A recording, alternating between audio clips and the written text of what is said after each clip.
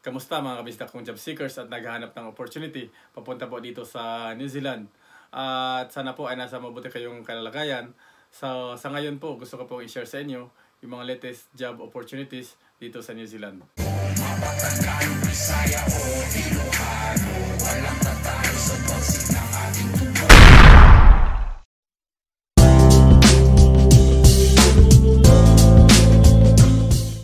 Matunog na naman po ngayon ang mga job hiring sa New Zealand at marami na pong mga agency dyan sa Pinas ang mga nag-hiring bound to New Zealand.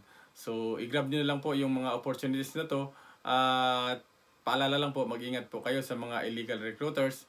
Kaya mainam po na i-double check nyo po talaga sa POAA kung ang inyong ina-applyan o yung agency na ina-applyan nyo po ay merong valid license at registered sa POAA.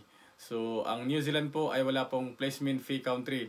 Kaya bawal po na hingan po kayo ng inyong recruitment agency ng anumang payment sa inyong pag-apply. So, wala pong processing fee, wala pong placement fee, wala pong bayad sa inyong visa at pati po sa inyong air ticket. So, sagot po yan ng employer. So, sa topic ko po ngayon, yan po ang i-share ko po sa inyo yung mga job opportunities dito ngayon sa New Zealand. So, ito po ay direct employer po. So, kung ikaw po ay gustong mag-apply at naghahanap ng direct employer, so alamin niyo po yung mga job hiring na to kung ikaw po ay interested na mag-apply papunta dito sa New Zealand.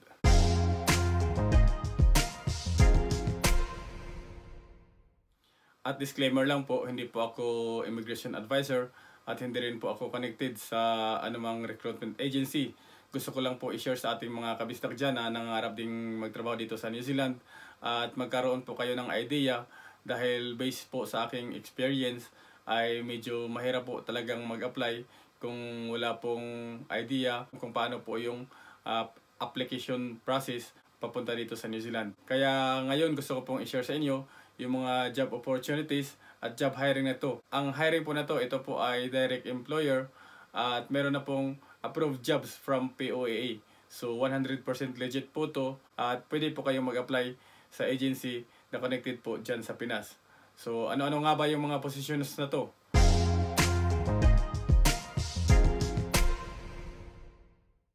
So wag na po natin papatagalin mga kapisdak. Ito na po yung mga job opportunities at mga job hiring ngayon papunta dito sa New Zealand.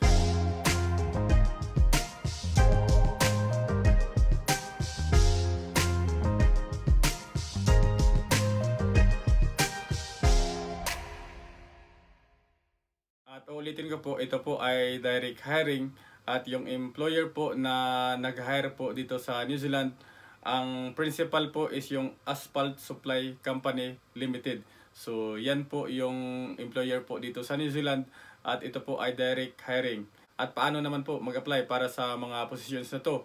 Pwede po kayong mag-send ng inyong resume o CV sa email address na to.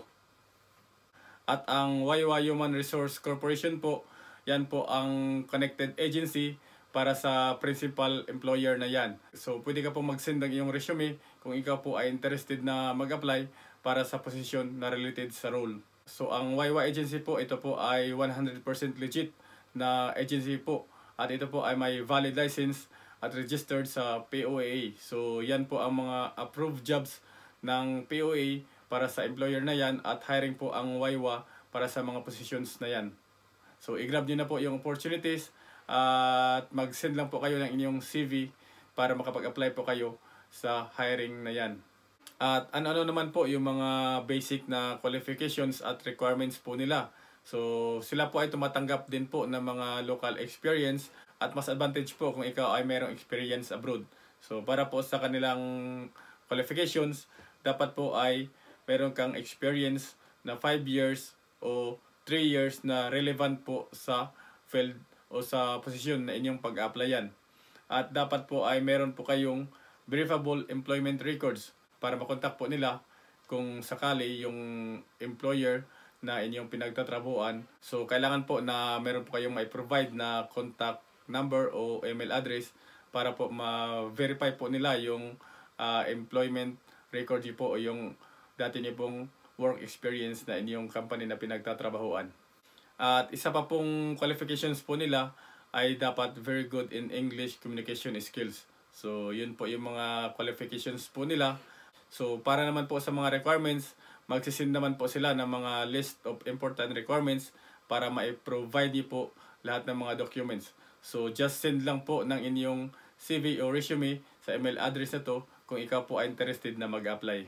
So, para sa ating mga kabistak dyan na gustong magtrabaho at mag-apply papunta dito sa New Zealand, kung ikaw po ay merong related po na experience sa mga job hiring na to, ito na po yung chance nyo at huwag nyo na pong palapasin para po makapagtrabaho po kayo dito sa New Zealand. So, sana po ay nakatulong tong video na to at kung bago lang po kayo sa aking channel, please consider subscribing po para ma-update po kayo lagi sa mga latest job hiring, mga latest job opportunities, work at life dito sa New Zealand. Kaya good luck po at see you on my next video. Zombie Apocalypse.